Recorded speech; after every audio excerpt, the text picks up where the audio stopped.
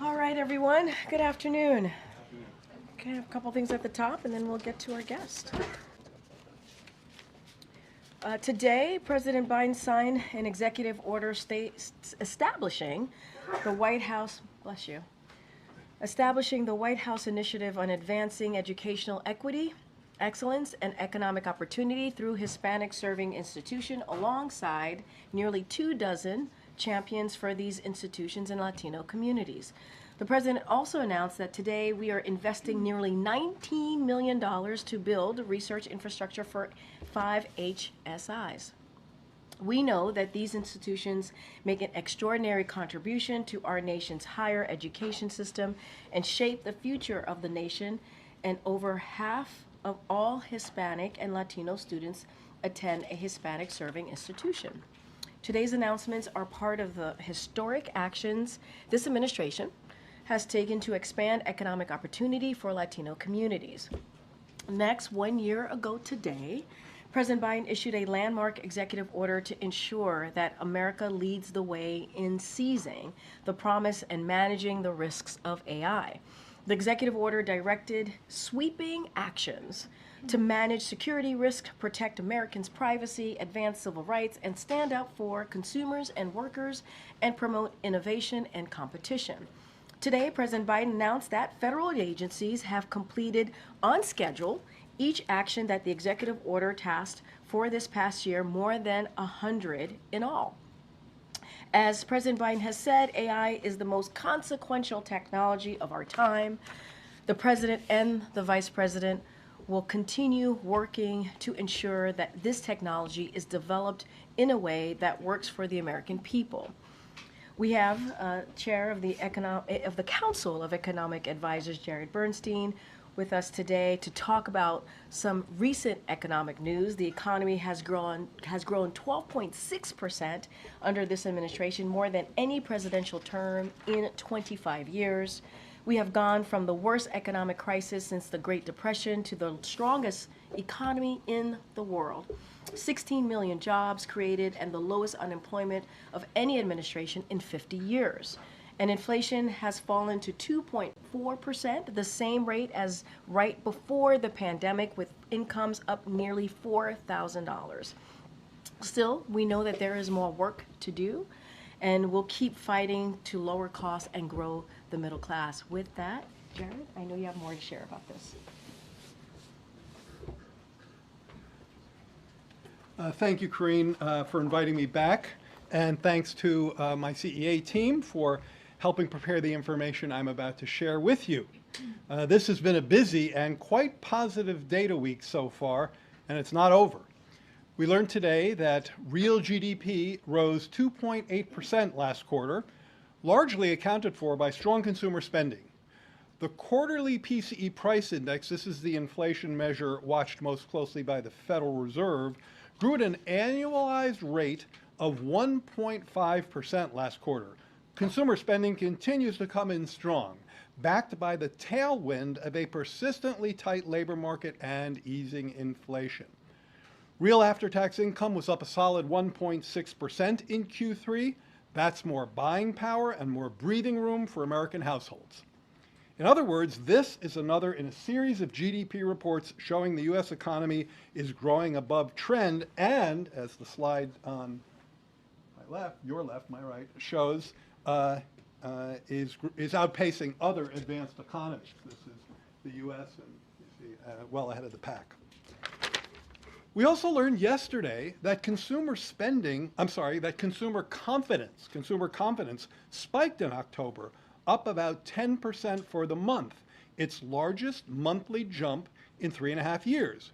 Relatedly, the gas price this morning was $3.14 per gallon and is below $3 per gallon in 20 states. These data are consistent with the most important dynamics of the macroeconomy during our administration: strong GDP growth, strong job growth, accompanied by falling inflation.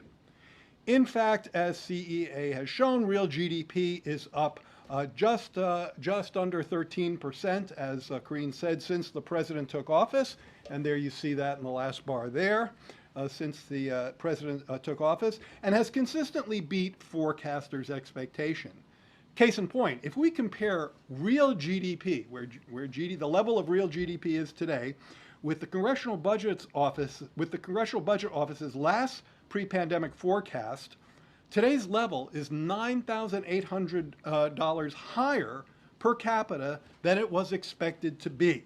Real wages and incomes have also consistently been on the upswing, with real incomes up almost $4,000 during this administration, boosting workers' buying power. Now, on Friday, we'll get the October jobs report, which will reflect the labor market impact of several strikes, Hurricane Helene and possibly Hurricane Milton. The BLS, the Bureau of Labor Statistics strike tracker, estimates that there are 3 strikes that will be reflected in Friday's report, reducing national payroll employment by about 41,000 jobs, a number well above the usual monthly strike count. Note that the East Coast port strike ended before it could have an impact or an effect on the October payrolls. Regarding the hurricanes, outside analysts estimate that the extreme weather could lower payroll employment by as many as 60,000 jobs, though unlike the strike estimate, this estimate is subject to considerable uncertainty. In other words, outside estimates suggest that strikes and weather-related events could collectively lower October payrolls could collectively lower the change in the October payroll by as much as 100,000 jobs. Now, while we're doing all we can to help with these temporary disruptions, we remain confident in the underlying strength of the U.S. labor market. At the same time, it's important to keep in mind that these disruptions will make interpreting this month's jobs report harder than usual. Despite the recent positive data flow, let me be crystal clear that there are no victory laps here. We know that prices are still too high for families, making our cost-cutting agenda as urgent as ever, and we will continue to fight to lower costs in key areas, including healthcare, prescription drugs, childcare, housing, and more. But what these data do show is a strong economic foundation that we must continue building upon. We must especially maintain this progress against efforts by congressional Republicans to drive inflation up with a large national sales tax in the form of tariffs, and we will fight their efforts to repeal the very cost-cutting measures I just referenced.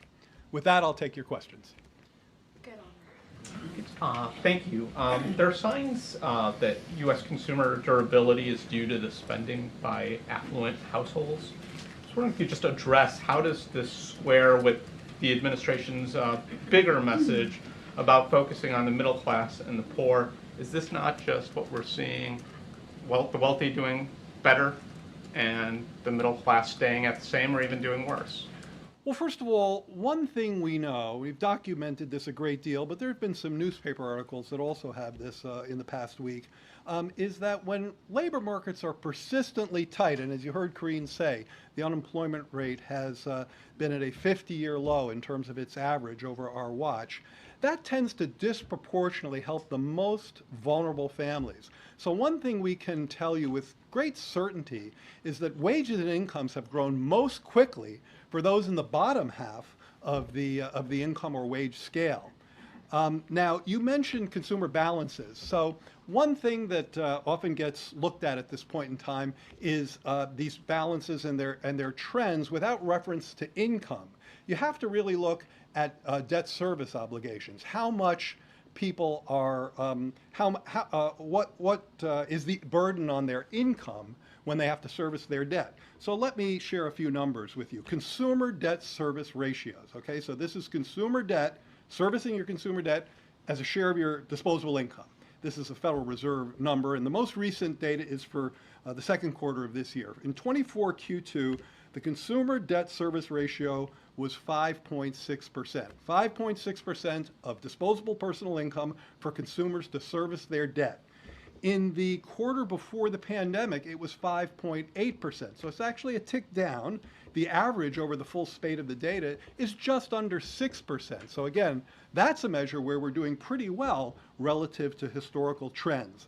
I think the key here is that when thinking about debt, we have to think about debt service as a share of income. We have to look at the debt. It's something we track carefully. You're right to raise it. But we also have to look at the income trends, which have actually been particularly favorable for lower income families.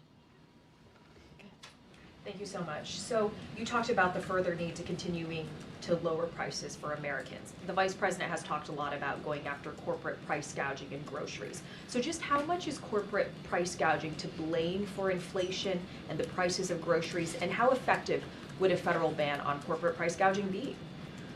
Well, one thing that has really struck me and our team at CEA and NEC is the extent to which profit margins remain elevated and labor share of income remains somewhat lower. That is, the share of national income, going to workers. Typically in a strong economy, we like to see that tilting up, and we have seen it trending up, much in the spirit of the answer to the last question I just gave, with the particular benefits going to lower income families.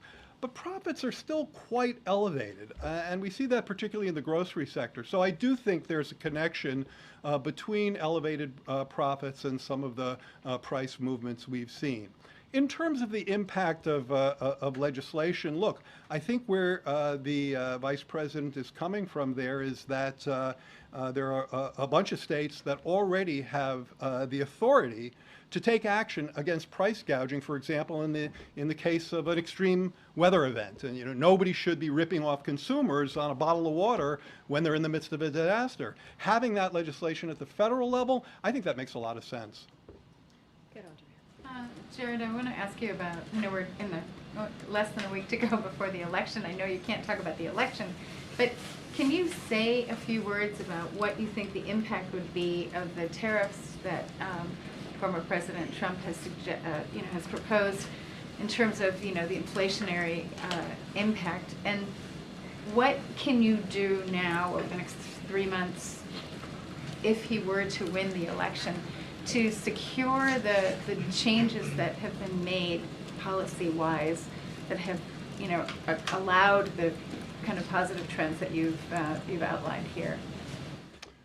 Well, on the tariffs, there have been numerous outside analysis of the impact of not just the tariffs, but an agenda that has sweeping tariffs, 60% on China, 10 or 20% on all imports coming in, deportations, and compromising the independence of the Federal Reserve.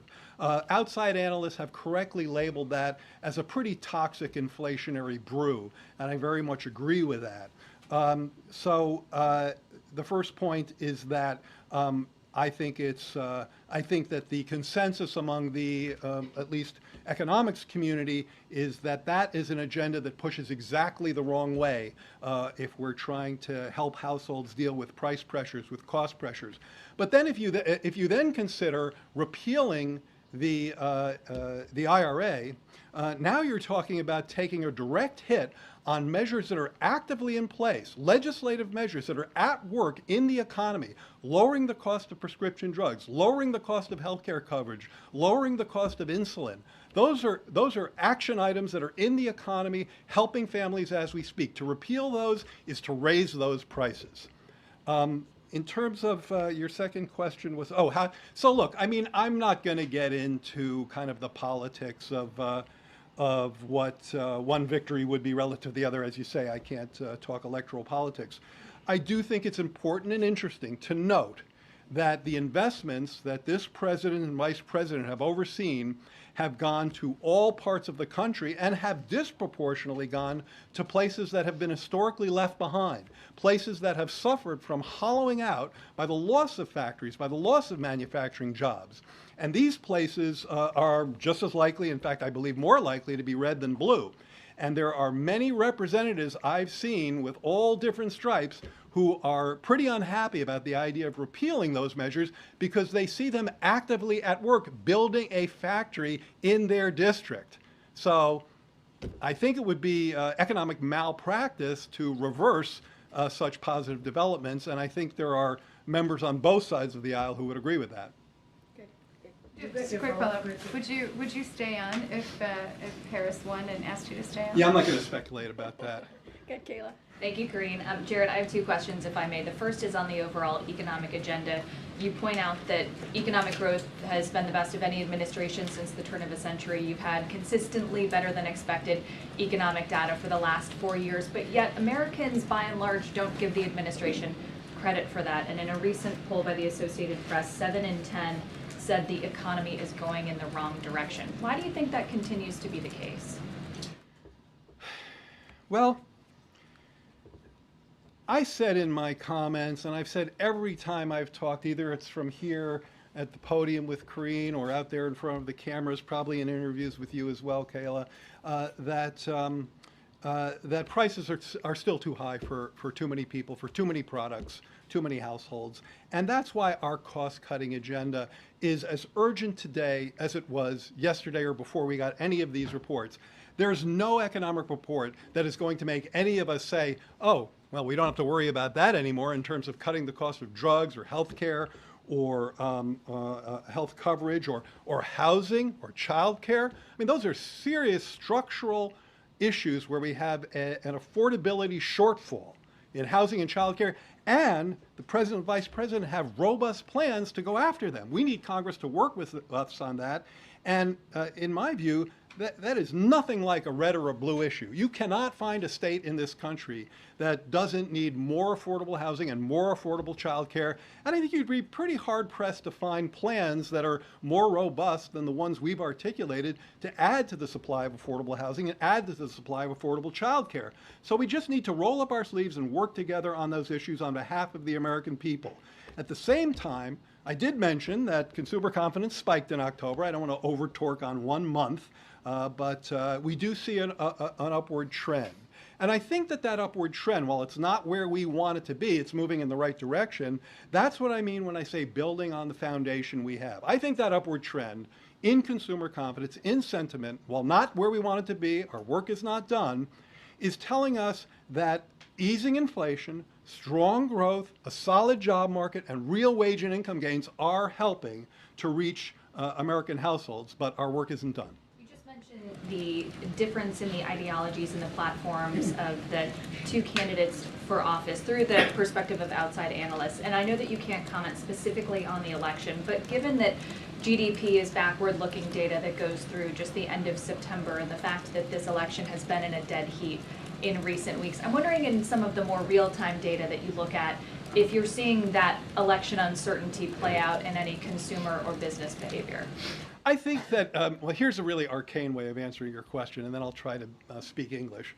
But the arcane way is, and feel free to go ahead and test this, I believe that if you put the economic indicators that we've been generating in almost any election model, it would show the incumbent party winning. All right. Others have done that. You can look at those models. So I think that I don't necessarily buy the idea that these are necessarily backward-looking indicators. To be a little technical, if you look at one of the line items in the GDP report today, private domestic spending, which is basically consumer spending plus business investment. Consumer spending plus business, take out net exports, take out inventories, take out government, take out a lot of the noisy stuff, and look at the core of the private economy, again, consumer spending and private investment. It was up 3.2%, higher than the GDP, which was up 2.8. The reason I reference that is the best predictor of where GDP is heading. PDFP is what we call it. We've written about it on our website today. Please read the CEA blog and follow our tweets. And that's a forward-looking measure. So I feel pretty confident in those assertions. All right, Ed in the back. Yeah. Thanks, Jared. And Karine. So average hourly wages, Jared, are down 1.4% from the month President Biden and Vice President Harris got into office in December of 2021. Overall prices are up 20% in that same time. Americans have racked up a record amount of credit card debt, 1.14 trillion. So why does this economic growth come with such hardship? So we've had this conversation before, but let's have it again. I think you make an analytic mistake, with respect, when you start measuring wage trends from, what I guess is January 21, is that what you're doing? Yeah, January of 2021, yeah. January 21. I don't have the graphic here, but we have it all over the place, and I'll make sure you and others get it. wages were spiking in that month. Now, how the heck could wages be spiking? I mean, going way up. It looks like a mountain peak.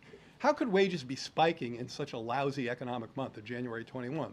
The reason is that that is the heart of pandemic employment displacement. Who gets displaced? Low-wage workers. So if you compare to that mountain peak, you're always going to get a decline, and so it's a distorted measure. What you want to do is compare to a period, say, before the pandemic to where we are now, and if you do that, you see wages are up, you see incomes are up, just like I stated in my comments today, and we have many of these indicators that we're happy to share with you.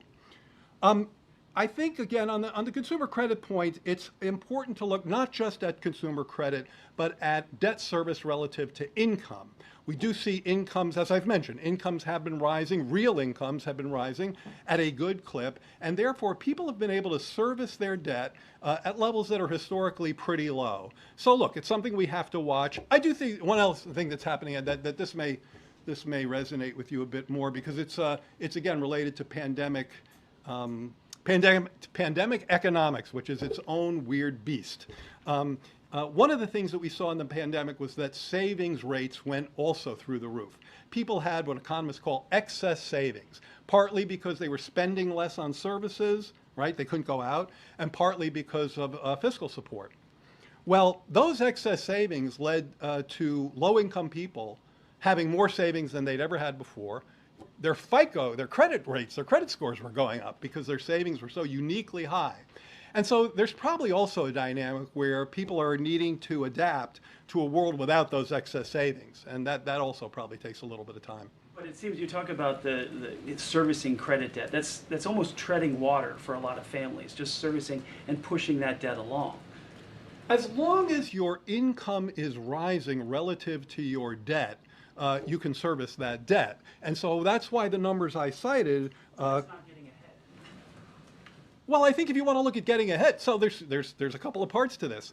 You want to be able to, you're right, you want to be able to service your debt while you're getting ahead. So that's why when I cite the fact that wages are up for workers, like over the past year, I think the increase, well, we'll know more on Friday, but over the past year, real wages are up 1.5% for middle wage workers. If you look at low wage workers over the course of this recovery, this is an article from the media this week, we saw, I think, growth rates of 7% over this recent period. So you can do two things. As long as you keep your debt service ratio in around historical levels, you can pay off your debt while your paycheck expands. And I think we've seen some of that. Thanks for doing this, Jared. At the top of your remarks, you mentioned the job numbers come out Friday. You talked about some of the strikes. Boeing, more specifically, they're still on strike. How concerned are you with what's going on with Boeing? And is there an urgent need from your perspective that workers need to get back? And can you just elaborate a little bit more on maybe how some of the strike impact and even hurricanes could be reflected in the job numbers? Okay, well, starting from the last part of your question, as I said, and as outside analysts have been writing this week, and you can find various articles to this effect, the expectation is that the payrolls, the report in payrolls, and the key number there is how much payrolls went up in a given month in October. We expect payrolls to be affected by the strikes. That's pretty much baked in. The Bureau of Labor Statistics has told us that there are 41,000 and change workers who will not be counted on payrolls in October who were there in the previous month due to the strikes. So they can record that. The hurricane is much more uncertain. If you're someone who's not getting paid during what we call the reference week, which is when the survey was fielded, you're not going to be counted in the payroll survey. Now, I don't want to get into dizzying weeds about this, but the unemployment rate can be different. If you're on strike or if you're still at work but you haven't been paid, but they call it, you're surveyed in the House, the unemployment survey, you will be recorded as still having a job. So the unemployment rate is expected to be less affected than the payroll number. But the payroll number is as I mentioned, expected to be affected by these distortions, though there is considerable uncertainty regarding that, particularly around the hurricanes. In terms of the Boeing strike, look, you know that our administration puts workers at the center of our economic agenda, and the president and the vice president have focused considerable energy on jobs, wages, and on worker bargaining power. So I've worked with Joe Biden for many decades, and that has always been at the core of his model. Workers need clout in order to get a fair share of the growth that they're helping to contribute to. In fact, my favorite definition of Bidenomics is that if you're helping to bake the pie, you ought to get a fair slice. And one of the ways that happens is through bargaining clout, bargaining power, and that's why we've generally been so supportive of unions. Any specifics about a particular strike, it would be inappropriate for me to weigh in. Jared, you mentioned the recent wage growth, but as many Americans are going to be heading to the polls and voting based on what they've experienced and what they are feeling, when do you think people will feel wage growth and their wages starting to outpace inflation? Yeah, it's a really important question. It's not an easy one to answer. It has a lot to do with we at CEA have made up something that turns out to be a real thing. We call it your personal price vector. This is this idea that everybody walks around with a list of prices in their head. What's on that list? Gasoline, groceries, sure. But if, like my wife, you're somebody who likes to garden, fertilizer is on that list. And you remember what things cost. You remember that you used to pay $3 for this and now you're paying $4 for this. Now, one of the points that I'm making is that as your pay goes up, you know, that $4 becomes something you can afford again. So here's a calculation that we do that no normal person would do, which is that it says, if you look at how much work, how many hours of work does it take to buy a bag of groceries right now, it's about the same or even a little lower than it was before the pandemic, right? Because yes, grocery prices have gone up, but especially recently, wages have gone up more than grocery prices. So for whatever hours of work it took you to buy a bag of groceries before the pandemic, it's about the same, even a little less right now. So why don't people feel better? Because they still remember what things used to cost. They still have that, their PPVs, their personal price vectors, have yet to update completely. But they are in that process. And so one test of this theory is, okay, time has to pass, inflation has to stay low so that prices don't get shocked again. You know, time passes, check, because that's like a physical reality. Inflation is low, 1.5% on a quarterly basis for the PCE last quarter. Real pay has to go up, and we have to do all we can to help on the cost-cutting agenda. Now, if all of that would help, and answer your question, if all of that is truly helpful, we should see confidence and sentiment indices begin to tick up starting around now.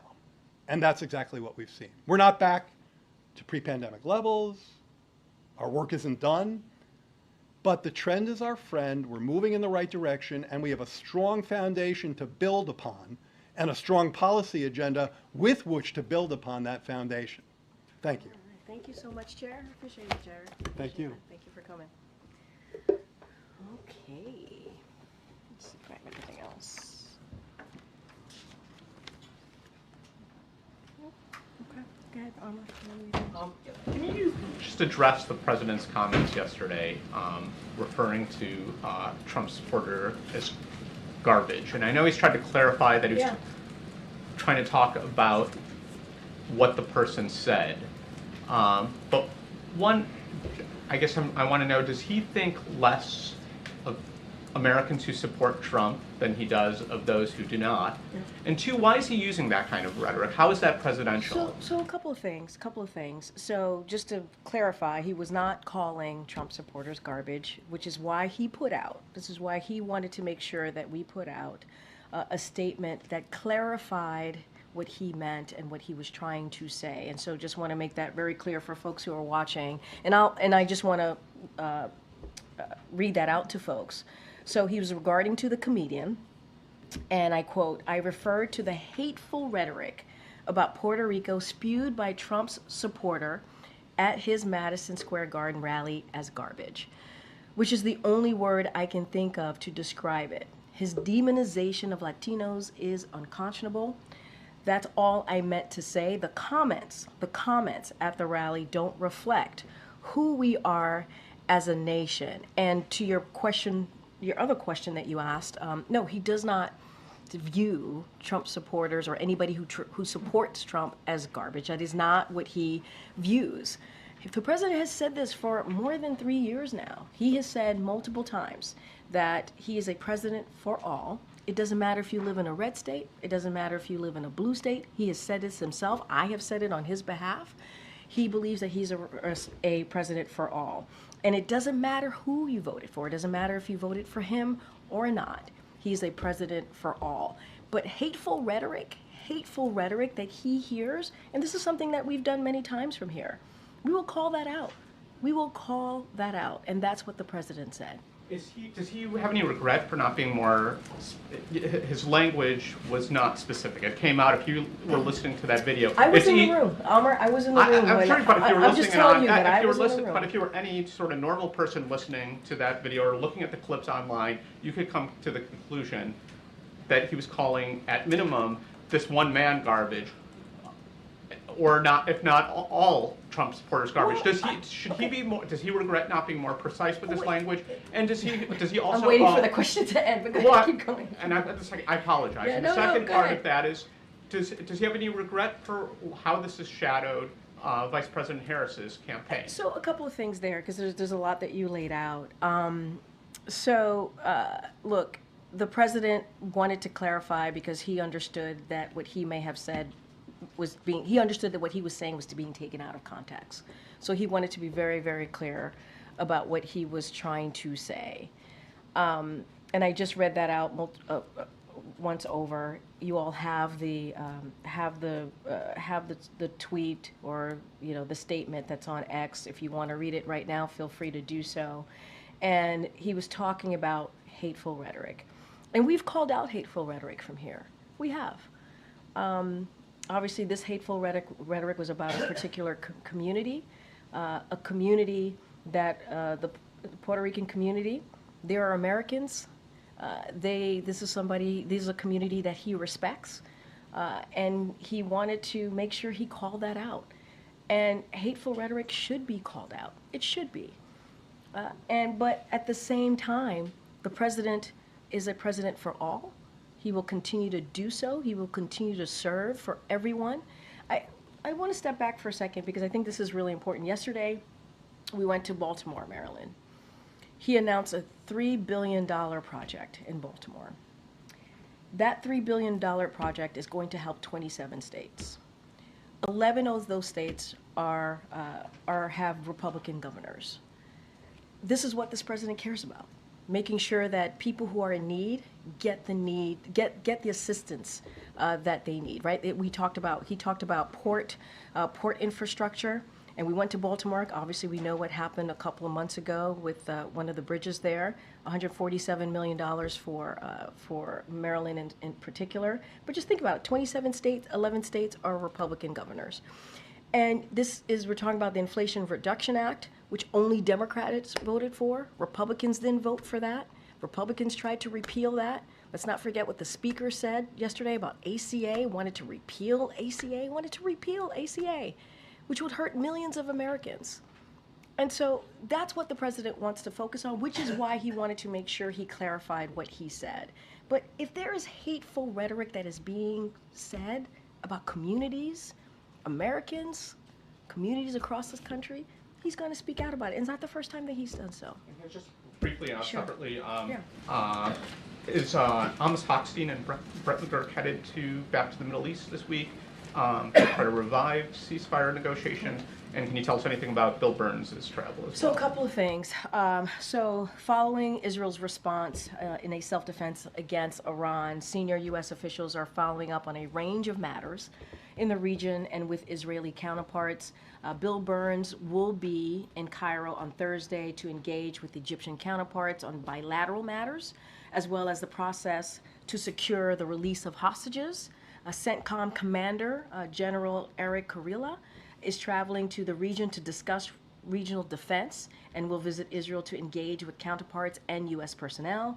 And then you asked me about Brett and Amos. So you have two White House officials. They're going to visit Israel on Thursday to engage on a range of issues, including Gaza, Lebanon, hostages, Iran, and border regional matters as well. In all of these engagement, you will see that the U.S. will reaffirm its ironclad commitment to Israel's security, its warning against any further direct military attacks by Iran against Israel, and its support for de-escalation backed by deterrence in the region more broadly, and that's the engagement that you will see from this administration over the next couple of days. Go ahead, Celine.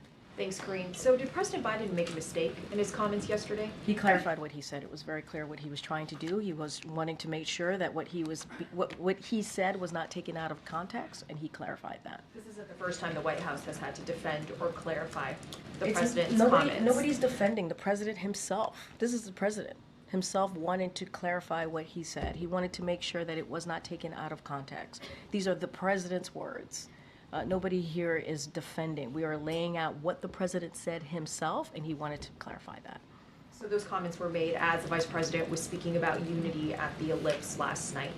Did the president speak to the vice president before or after that speech? Well, I think in a gaggle that the vice president did not too long ago, she confirmed that she had a conversation with the president. The president was very proud of the vice president. She gave a historic speech last night, and he certainly wanted to congratulate her. So that was after the speech. That was after and did the the president make any reference to these remarks or apologize to the vice What I president? can say is I'm not going to get into private discussions here. That's not something that we do from the podium. I'm not going to do that. But the president and the vice president speak regularly. That is not uncommon. She is the vice president. He is the president. So obviously they have direct communications pretty often.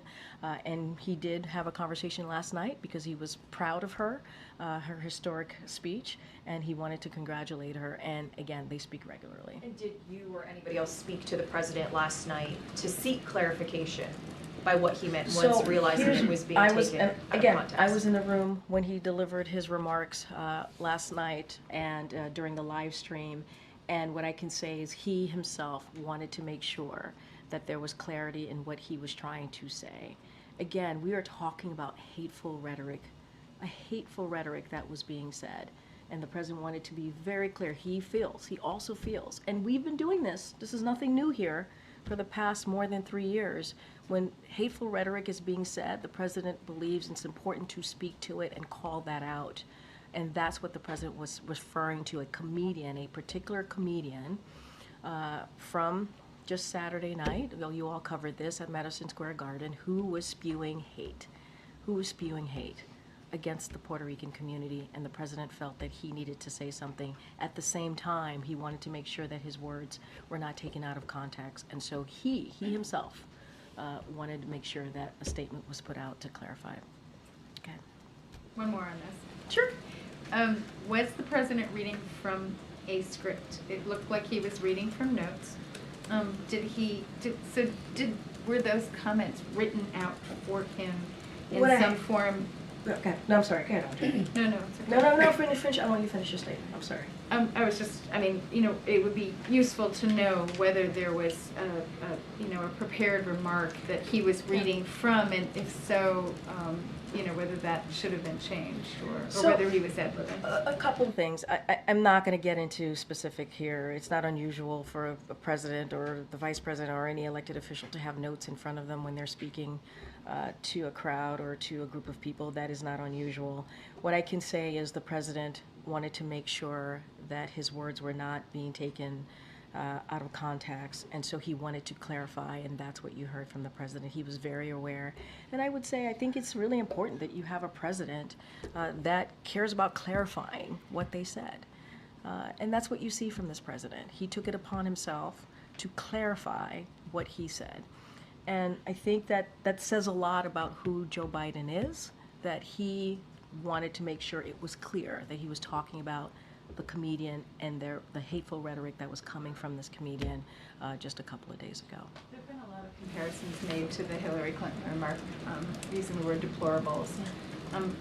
Has the president indicated to you any concern that this comment, this one comment that he has clarified now, could have similar reverberations to that previous comment? I mean, he was certainly active in politics then and was aware of the impact that had. I'm not going to go back and litigate 2016. I'm just not going to do that from here. He was not speaking about Trump supporters. He was not, as a whole, he was not speaking about people who support a different candidate. That is not what he was doing. And he clarified that in his statement last night. That was not his intent. He wanted to be very clear about that, hence, again, why he said he was speaking about comments that were made by the comedian. And let's not forget, we can't forget, what we heard was the demonization of Latinos. That's what we heard, of a community. By the way, you know, and I know you all know this, Puerto Ricans are Americans. He wanted to make sure that you know, we speak out against hateful rhetoric. It's important to do that. Was he talking about Trump supporters? Absolutely not. As a whole, absolutely not. I just have Okay, one sure, question. So the president of who was just here visiting President Biden said of Cyprus said that he thought that there could be some movement on a Lebanon ceasefire within 1 to 2 weeks. He said that he had discussed this matter with President Biden. I wonder if you can give us a sort of an indication of whether you think that is also true, that there could be a ceasefire in Lebanon within 1 to 2 weeks. And if you could just comment on Israel's ban of UNRWA and whether you think that's helpful for the process. So look, we're going to remain committed to reaching a diplomatic resolution here to end the conflict along the blue line, which will allow Israelis and also Lebanese civilians on both sides to return to their homes. And this is something that we've been pretty consistent about, and we're going to continue to have certainly that commitment to have diplomatic resolution to end what we're seeing along the blue line. Look, you know, and we're also been very consistent as to not having negotiating certainly in public. That is not something that we're going to do from here. We're going to certainly be optimistic, and we are committed to that. Just not going to go into any kind of where we are with those conversations, what's happening. We're not going to certainly negotiate out from here. As it relates to, I'm assuming you're speaking about the Knesset vote on UNRWA. So look, certainly we are deeply troubled by that, by this legislation that could shut down UNRWA operations in the West Bank, Gaza, and also East Jerusalem. So we urge the government of Israel, we're having this conversation with the government of Israel to pause implementing this legislation. We urge the government of Israel certainly to ensure UNRWA can effectively carry out its mission and facilitate humanitarian assistance. But we also support steps to strengthen UNRWA as well, in part so that UNRWA's impartiality and neutrality, including to respond to allegations, as you have all covered, to ties to terrorism. But we are certainly deeply troubled by that, and we're continuing to have conversations with the Israeli government. Go ahead. Thank you, Karine. First on the comments last night, was the president aware in the moment, as soon as he had made those comments, that they could potentially be misconstrued and be problematic, or was it only after conversations with aides? I'm not going to get into a process. I think what's important is the president put out a statement and wanted to make sure that he clarified himself, clarified what he meant here, and this is something that he wanted to do, and that's what you saw from this president last night. And I think that's important to note. I would also say, and I said this already and I'll say it again, from day one, this president has always said that he will be president for all Americans. It doesn't matter if you voted for him or not, and that continues to be the case.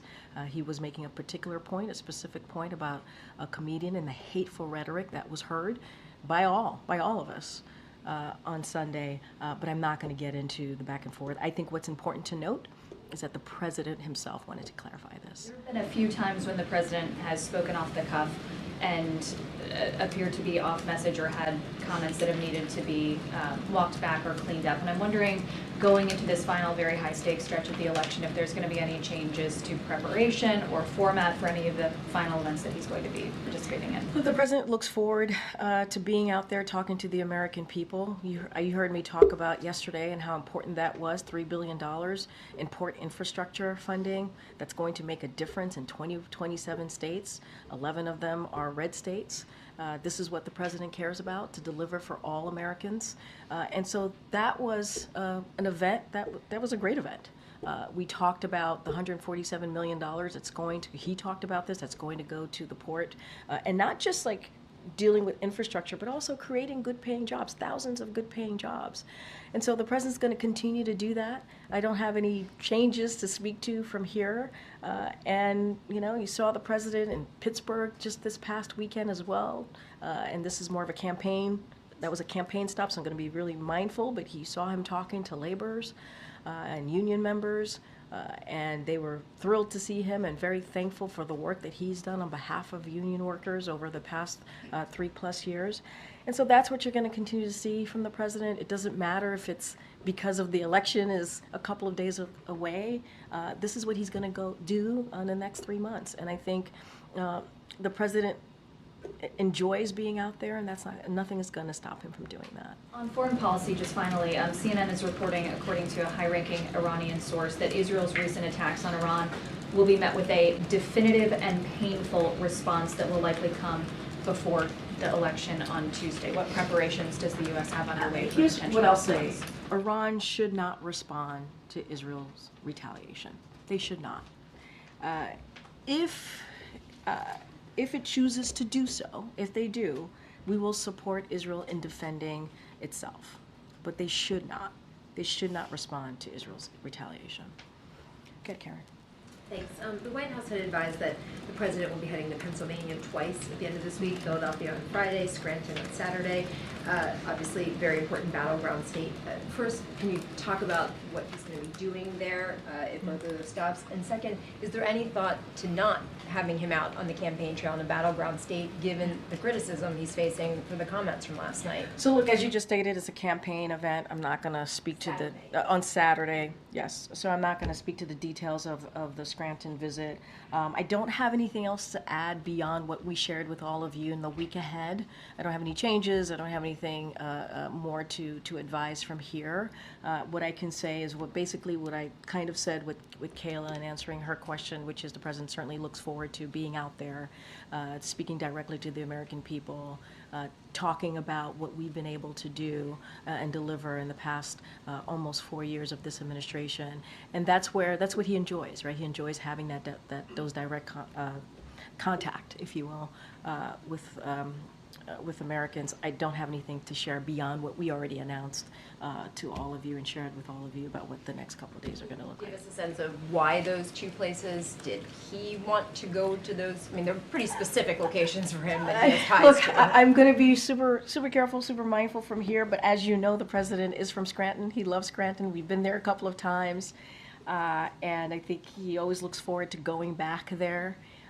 It is a place that he loves, a place where he spent a lot of time in his youth growing up, and still have close friends and family there. But also, he also believes it's important to continue to be out there to talk to folks directly about what we have done. I'm going to be super careful and not speak to anything beyond that. Once we have more details and information, obviously, we'll share that with all of you. Good. Michael. Where will the president be on election night? We'll have more to share. Don't have anything for you at this time. We'll have more to share when we get closer. Okay, and one more thing. Will he attend the inauguration in January regardless of who wins?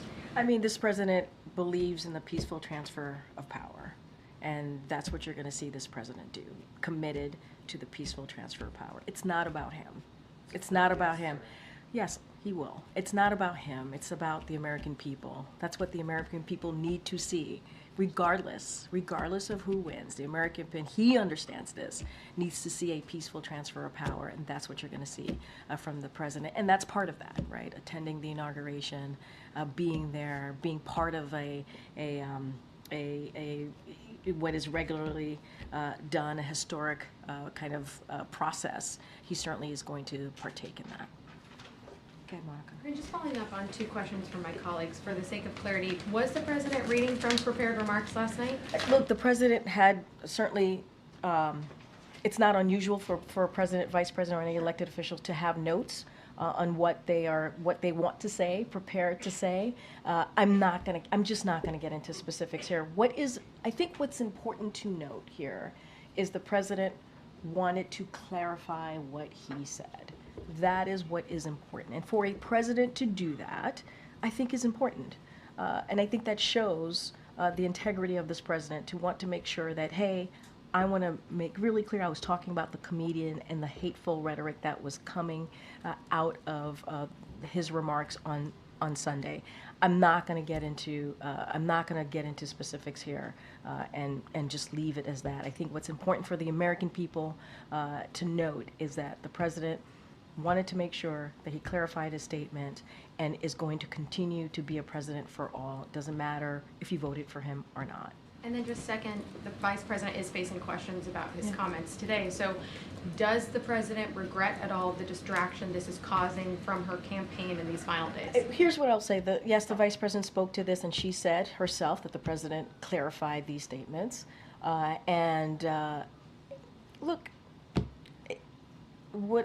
what I will say, and she also said, obviously, and you all saw this, that she believes that it doesn't matter who you vote for, right? People should have their ability to make their decisions for themselves, which is something that this president also agrees on. And I'm not going to. You all are covering this election. You all can speak to if this is a distraction or not. What I can speak to is the president wanted to make sure that he clarified his statement, and he did so.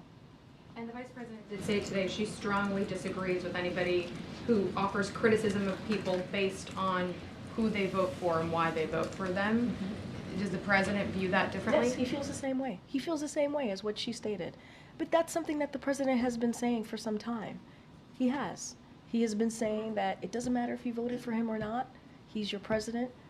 He's a president for all Americans, whether you're in a red state or a blue state. This is something that the president certainly believes. And he has been saying himself. He has said this himself. And that's why he didn't want what he said to be taken out of context. That's why he wanted to make sure it was clarified, because that is indeed what he believes. So he agrees with the vice president. Okay, Willie. You touched on this just a little bit about the president agreeing with the vice president, but will the president be a little bit more careful in his upcoming events? I know you can't speak to the campaign events, but in his remarks, what is he going to do differently in terms of what he says to the American people for fear of isolating someone with his comments? Look, here's the thing. You have a president who wanted to make sure what he said was not taken out of context and took that extra step to clarify. I think that tells you where the president is. He took the extra step to clarify. And you don't see that from many elected officials. You certainly didn't see that from the former president. And this president wanted to make sure it was not taken out of context. And so he wanted to clarify. I think that tells you everything that you need to know. Just two quick ones, if I may. On North Carolina, I wanted to see if there's an update about resources there. Both candidates in North Carolina, I wanted to see what the hurricane response, ongoing response is. And on the ballot boxes and the fires and their ballots, and is the White House in contact with local communities about how they can keep their ballots safe, or what's the White House doing there in response? So a couple of things there. I do want to speak to North Carolina, and I think thank you for that question, because I think it's important for folks to have an update. So as you know, the Biden-Harris administration, when it came to dealing with these two historic hurricanes, Hurricane Helene and obviously Hurricane Milton, we did a robust whole of government response provided hundreds of millions of dollars in financial assistance to survivors and to substantial debris removal and power restoration. And that is what you saw from this administration as it relates to specific specifics there, this includes over $1.3 billion in assistance for individuals and families to help pay for housing, repairs, personal property, replacement, and other recovery efforts, and over 1.1 billion in public assistance, including to support local and state governments as they recover and rebuild. And specifically, what we provided to North Carolina, over $193 million in direct financial assistance. This is for survivors, obviously. And as the President and the Vice President have said many times, their administration will be there for the people of North Carolina as they continue to rebuild, as they continue to deal with the loss that they've had to deal with from both hurricanes, a historic hurricane, and as you know, both the President and the Vice President have been on the ground, and FEMA continues to assist on the ground. As it relates to the ballot drop box fires, first of all, we want to be very clear about this. It is unacceptable. It is unacceptable. Every eligible American has the right to make their voices heard. And so we are committed to making sure that Americans' right to vote occurs, right? We are committed to that, and we want to make sure that is not undermined.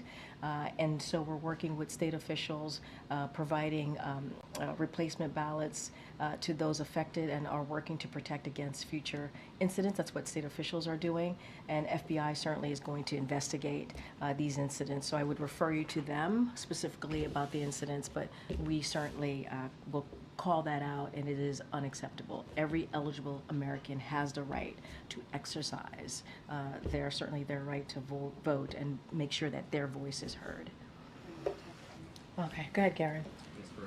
A Supreme Court ruling allowed the state of Virginia to purge 1,600 voters from the registration roll, suspected of being non-citizens.